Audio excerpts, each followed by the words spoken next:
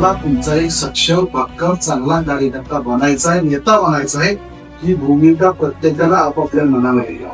तुम्ही ज्या पद्धतीने लोकांच्या सोबत वागा, ज्या पद्धतीने तुमचं आचरण असेल, विचार असतील, तुम्ही कोणाला सोबत घेऊन काम करता याच्यावर जनता बांधलेला एकमेव पक्ष श्रेष्ठ, एकमेव तत्वनिष्ठ, एकमेव बलाधीष्ठ, भारताचे भविष्य.